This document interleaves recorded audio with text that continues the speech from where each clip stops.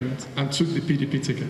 I think it's a good thing that Jonathan broke the agreement because the zoning arrangement is not democratic. In a democracy, you should not limit anybody's access to power. Secondly, the people that were contesting against him, what do they have to offer that he does not have to offer? And then thirdly, looking at it from the tribal viewpoint, by any standard, people from the South-South, from central Nigeria and from the southeast should have a shot at the presidency. It is easy to dismiss zoning on the situation on ground as at that time. As at the time Jonathan emerged as the vice president, as the acting president, and subsequently. But I'm saying that there are people who would argue, and on sound basis, that Nigeria is evolving as a nation. So before the national concept, which hasn't taken root yet, crystallizes, those ethnic nationalities, those interests must be accommodated so that there is metamorphosis and then cohesion, and we'll get to them. So there are arguments for and against. Is that we must break away from what has crippled us as a nation. My belief personally is that anyone who is qualified should lead us as a nation, irrespective of whether they're from the north, the south, or west, or east. The issue of zoning itself goes beyond politics. If you look at our institutions, which my brother there spoke about, the federal character issue, you find the quota system, which in a sense is a form of zoning. Take an example of JAM. If you're from the southwest, you're probably required to score maybe 200 in JAM. Maybe 230 to enter into medicine. Someone from a different part of the country is required to score 130, and that's an imbalance in itself that eventually filters into whether it's governance, into whatever level of society. I feel we need to break away from this, but it's a journey. The fact that the zoning principle has been truncated, do you think there's a possibility that it might isolate and radicalize the North? The radicalization in the North that is happening right now is there's a disconnect from what is going on in the nation Nigeria. That is, what is going on in Nigeria is not a catalyst for that radicalization. No, it is poverty and a lack of education. So it's radicalization, we shouldn't see it as a political issue. Yes, they may take advantage of the situation, all right, but that's not the root. That's not even the catalyst for it. The reason you have a north-south divide is not because northerners and southerners hate each other. No, it is because there is a skills gap between the north and the south. A what? Skills gap, a knowledge gap.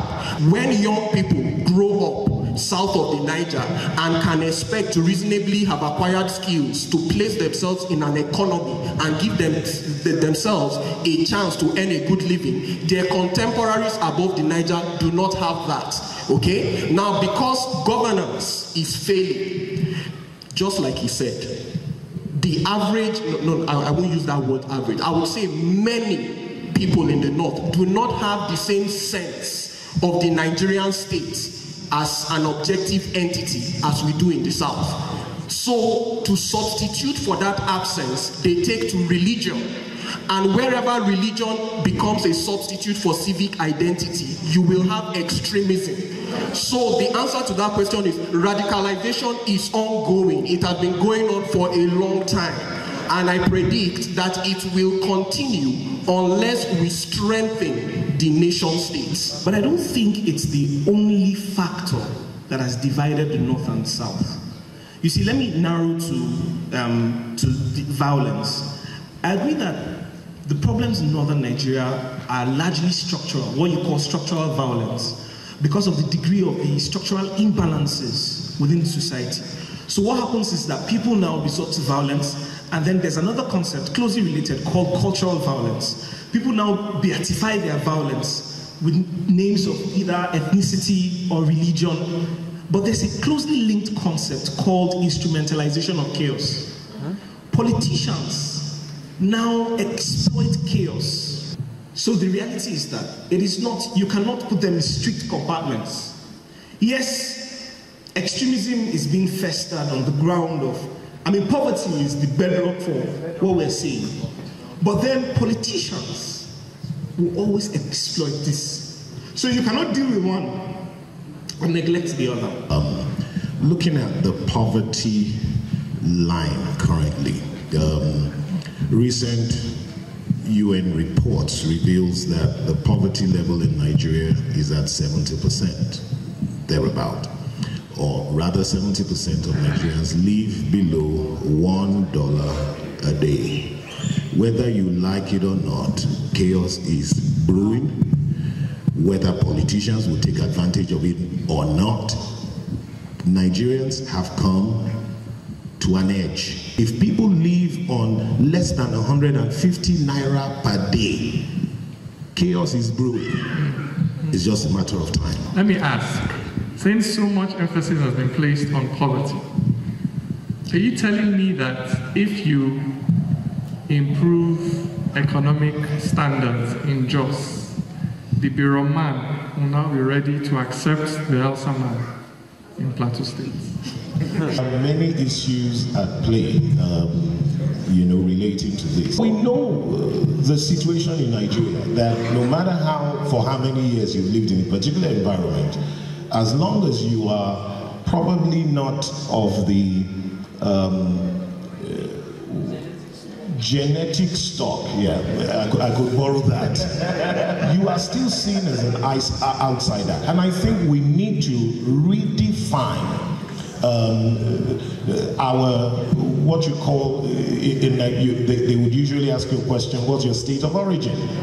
I think those are things that we need to review again constitutionally and rather reflect and have maybe a state of residence. And that will become the key factor that will determine whether it's job placement or whatever. But as long as we keep having these lines that divide you, so a man born in Kaduna who is from Kwara State is a Kwara man. Whatever he wants in Kaduna State is still going to be viewed from the viewpoint of being, a Kwara person wanting to take hold of resources within the state or wanting to gain advantage in the state. So I think we do, my feeling is that we do need to go back to our definition and try to break these divisive elements or portions of our constitution that divides and segregates us. If we can do that, I feel that's a step in the right direction. Poverty may not be the singular factor here, but I think it's a fundamental one. Because if you drill down, every ethnic group, if you trace their history, have a migratory pattern. They did not emerge from the soil where they are right now. So what is at issue is economic resources. Because they don't have it, because they are poor, because what they have is scarce. Okay? If in my house there's not a lot of food, I'm just managing it between myself and my siblings or my children, and you come and you want to move in and stay in the guest room, or you are a visitor, I will find a way to tell you, you can't stay here. So to get the Nigerian community to the place where we'll even begin to consider that somebody who does not speak my language should share the resources that emanate from land that I believe my great-grandfather handed over to me, food should be enough. Issue is this: Nigerians live together peacefully in many places. In the international media, the Jos crisis is reported as a problem of fault lines, global fault lines between Islam and Christianity. This is false, for heaven's sake. Islam and Christianity meet all over this country. Islam and Christianity have met in Auchi in Edo State. They meet in Ilorin, they meet in Kaba. In Ogun State, Oyo State, and Osun State, you probably have Islamic majorities. So the problem is not that, oh, there's this religion and it's a problematic religion. The problem is what happens when people have been so stripped of self-worth that all they can define themselves by is religion and land. In Nigerian speak, when we say this is our land, what we are saying is this is our access to federally controlled petrodollars. That is what we are saying. And